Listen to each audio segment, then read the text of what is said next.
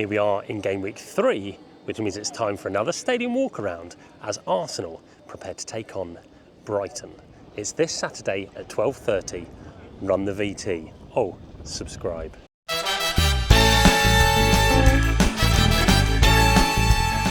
So here we are again. It is game week 3. Arsenal are entertaining Brighton at the Emirates Stadium.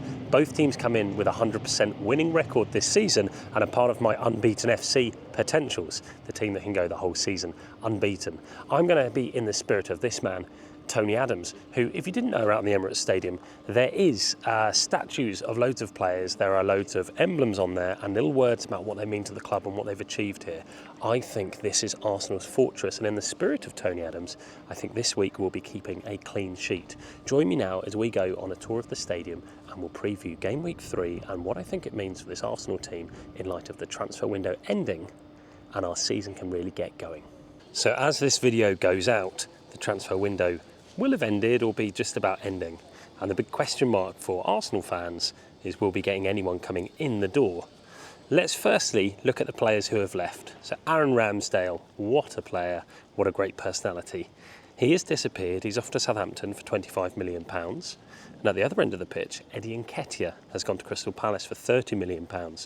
Great fees recovered for Arsenal, and great moves for the players to really feel good about what they're doing with their careers. Elsewhere, Fabio Vieira has found his way back to Porto on loan in, let's be honest, an Arsenal career that didn't quite work out for him. There have been rumours of Reiss Nelson leaving the club, but if I'm honest, I can't quite see it getting across the line. And I think he'll be with us for one more season. This is probably a make or break moment for him, but I don't think he's really going to get in many of our squads in the long term. It probably leaves us a little bit light because the only players that have come in and Mikel Merino, who unfortunately today sustained an injury in his first training session, which probably doesn't bode well for us. Riccardo Calafiori, who is yet to start a game for us, even though he looked good in his cameo when he came on for Villa. And the goalkeeping situation is still a bit up for grabs. I believe by the time this goes out, Neto will have signed, but as a 35-year-old Spanish keeper from Bournemouth, it feels like a bit of a downgrade, even if you do need a secure head in that goalkeeping unit. So Arsenal head into this weekend and the rest of the season with the smallest squad in the Premier League. The squad doesn't include youth players like Miles Skelly or Ethan Nwaneri. However, we could come a little undone across 4 competitions. With the very odd Champions League draw having occurred yesterday, 8 fixtures have automatically been added to Arsenal's calendar. And it's yet to be seen how we'll manage those games, knowing that every point matters in this new league system.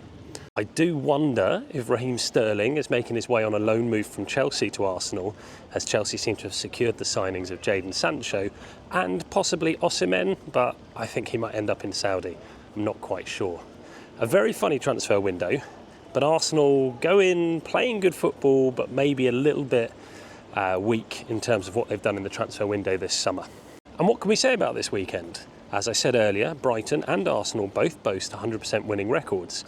Arsenal have looked fantastic with 2 clean sheets and 2 2-0 wins against sides that maybe they would have expected to win, maybe not. But winning at Villa Park is certainly something that should be celebrated this early in the season. As for Brighton, they've got 2 wins, but I don't know how well they've actually played. Not that it will matter to their young manager. But I think, if I think about how it's going to pan out at the Emirates Stadium, Arsenal probably will be a little bit too strong for this Brighton side. At the back, Arsenal have been exceptional. David Raya getting 2 clean sheets in 2 games is quite impressive, and I think we might have unearthed a keeper who's capable of being in the kind of top 20 all-time Premier League keepers by the time he finishes his time with us. In the defence, Saliba seems to have picked up where he left off, and Gabriel slowly getting rid of the rust to turn into his centre-back partnership, or partner, who's just exceeding all the time. Ben White avoided an England squad and seems to be going from strength to strength in an Arsenal shirt. And on the left-hand side, Jurriën Timber has had his breakthrough moment, replacing Zinchenko against Villa, and he looks good. I'm quite excited to see where he can go with his talents. But it's in the middle of the park where it's been a bit different. For the first time in his Arsenal career, Declan Rice has looked a bit slow. Now, that's not to say Declan Rice has looked bad, but let's be honest, he's not been getting man of the match awards like he did last season. Thomas Partey, on the other hand, I think he looks good. Some people have said he's dwelled on the ball a bit too much, but I like what I'm seeing from him. He's winning the ball back quite quickly, and he doesn't seem to be slowing it down too much, or not as far as I'm concerned. The one person that does worry me is my prediction for the season to do very well, Martinelli, obviously having a tough time up against Trossard. Now, I do think there's a dialogue against Arsenal to try and make us look as though there's chinks in our armour. I'm perfectly very happy with Martinelli starting week in, week out. But if Trossard was to come in and start banging in goals, well, hey, who's not happy about that? He's a really talented sub and a really good squad player. Even though his goal celebration was a little bit out there, I mean, who cares? So long as he's putting the ball in the back of the net and he's part of a winning team, he's going to be a happy guy. I do think up top, Gabriel Jesus being injured wasn't great. Again, I predicted him to have a really big season, but if he can't get the minutes, then you've got to look at what that means. And this is why, with Nketiah being sold and Gabriel Jesus being out, are we a bit light? I do wonder. One thing that is certain is Arsenal seem to be dedicated to this high possession, hard pressing way of playing football. We've seen it under Arteta before, of course we have, but it doesn't give teams who are used to doing similar at their grounds the opportunity to do it at the Emirates. And I think when Brighton come along, I don't know, maybe I'm being arrogant, but I just don't think Danny Welbeck on a counter-attack is really going to be the thing that undoes Arsenal. Insert clip of him scoring against us, I guess. I do think they've recruited very well at Brighton, and I think in Simon Adingra, he'll get a good time this season that he hasn't had before.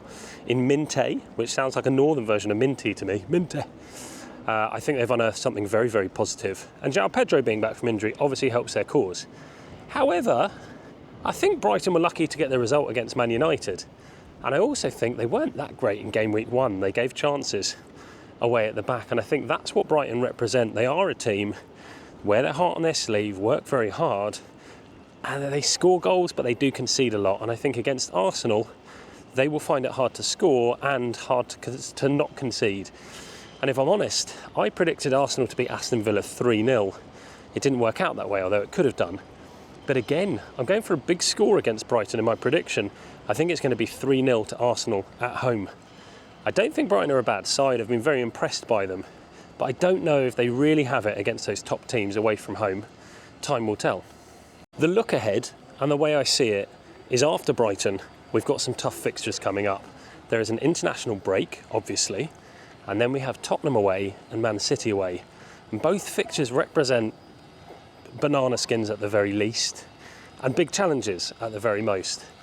But if Arsenal can keep picking up these points and getting the momentum, it will really help us as we navigate our way towards Christmas and the kind of halfway point. And it seems crazy, even after 2 games, to be thinking about how many points you need to win a league or how far ahead you need to get. But that's just the world we live in now. Man City aren't going to drop points anytime soon. So if we can avoid doing the same, well, it's a 2-horse race again. As it is, I will be looking to see which teams remain in Unbeaten FC, the opportunity to be invincibles for the rest of the season. And hopefully, Brighton will lose their tag for doing that as Arsenal run out winners at home. A big shout out to all my new subscribers. I hope you're enjoying these walks around the stadium. I've been putting videos out for the last month, and hopefully they're going down well with you. If you're watching this and you think, this guy's fun, he lives by the Emirates, he gets to enjoy the stadium all the time, give a little like and a subscribe, click the bell, and largely enjoy what is the 24-25 season, with hopefully some new signings coming in tonight, and by the time you watch this tomorrow, a really good pre-match atmosphere. I will be inside the Emirates enjoying myself. I hope you are too. Let me know your score predictions below, and for game week 3, good luck.